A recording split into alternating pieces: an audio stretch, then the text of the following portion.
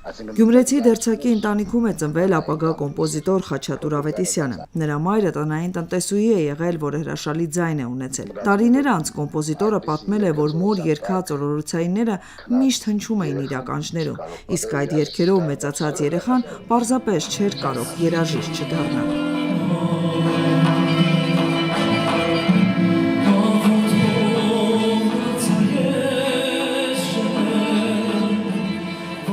Այս տարի լրանում է հայ երաժշտական արվեստի երախտավոր կոմպոզիտոր, մանկավարժ, ազգային նվագարանների ջատագով ՀԽՍՀ ժողովրդական արտիստ Խաչատուր Ավետիսյանի 100-ամյակը։ Ժողովրդական երաժշտության և պարի ազգային կենտրոնը ԳԳՄՍ նախարարության աջակցությամբ այդ առիթով հոբելյանական համերգ էր կազմակերպել։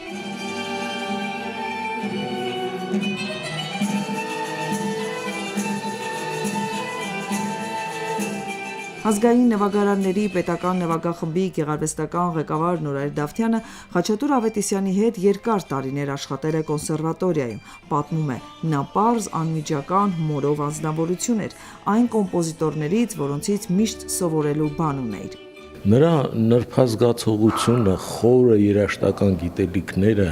պրոֆեսիոնալիզմը այնքան երևացող էր, ցայտուն էր, որ հնարավոր չէր դա չնկատել։ Ես հիմա էլ որ փորձ եմ անում պետական օրկեստրի հետ, ես մի պահ ինձ հարց եմ տալիս, ինչպես կվարվեր այս պահին Խաչատուր Ավետիսյանը։ Եվ օգնության է դա գալիս ինձ, հասկանում ես, քանի որ շփվել եմ շատ լավ ճանաչելով իրեն, հրաշալի պատկերացնում եմ, թե ինքը ինչ խորհուրդ կտար ինձ այս պահին։ Ինքը որ երևում էր միջանցքում, մենք դասախոսներով ձգվում էինք ուսանողների պես։ Այդպիսի պատկառանք էր ինքը ներշնչում բոլորիս մոտ։ Դուդուկահար Գևորգ Դաբաղյանը Խաչատուր Ավետիսյանի մոտ ուսանել է ասպիրանտուրայի տարիներին։ Երաժիշտը ակնածանքով է խոսում կոմպոզիտորի մասին։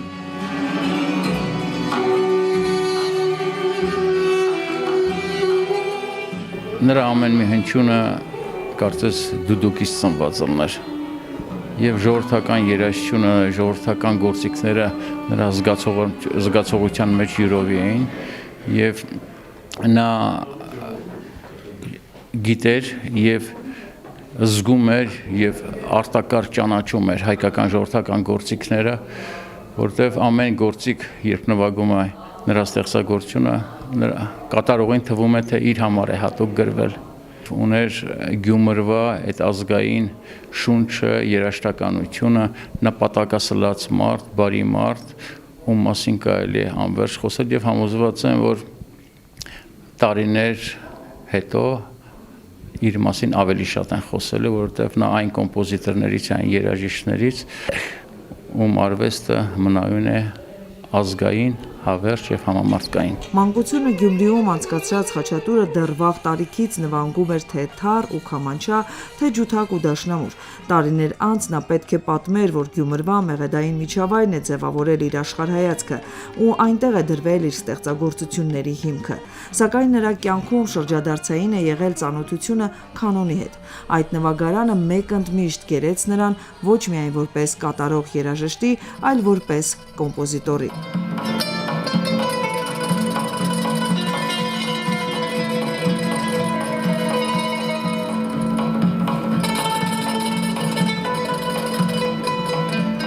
Նրա ուսանողները հիշում են Խաչատուր Ավետիսյանը երիտասարդ կոմպոզիտորներին ասում էր. եթե տաղանդ ունեք ու գրում եք, հողից մի կտրվեք։ Դրանով է պայմանավորված, որ նրա գրած երգերն այդքան մոտ ու հարազատ են ժողովրդին։ Իհարկե երգերը բոլորը սիրված են։ Միգուցե ավելի վաղ տարիքում առանց իմանալու կոմպոզիտորի անունը եւ թե ով է հեղինակը, մենք բոլորս երգել ենք, բոլորս լսել ենք այս երգերը, իսկ հիմա արդեն պատշաճ տեղեկացված լինելով շատ մեծ պատիվ է, որ ներկա են գտնվում Խաչատուր Ավետիսյան 100-ամյակին նվիրված այս գեղեցիկ համերգին ու ես էլ երգում եմ իմ շատ սիրելի երգերից մեկը, որը կատարել է եւ ավելի հայտնի է դարձել Էռնա Յուզբաշյանի կատարմամբ Ախ երբ լուսնի շողերնի ջան իմ ազերի մեջ ու ամենամեղեդային կոմպոզիտորն է իմ համար եւ բոլոր երգերը մի տեսակ միանման գիծ ունեն, բայց նաեւ բոլոր երգերը տարբերում են իրարից շատ հայկական են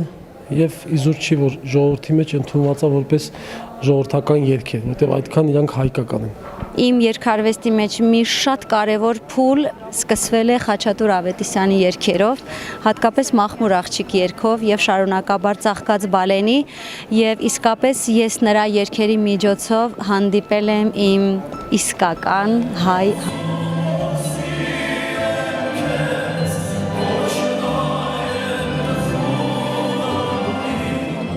Խաչատուր Ավետիսյանի երաժշտական ժառանգությունը հայ մշակույթի անկախտելի մասն է։ Նա կարողացավ ազգային նվագարաններին նոր շունչ ու ակադեմիական փայլ հաղորդել, ապահովելով դրանց կայուն տեղը համաշխարհային բեմերում։ Արմինե Գևորգյան, Սամվել Գալստյան, Ռադիոլուր։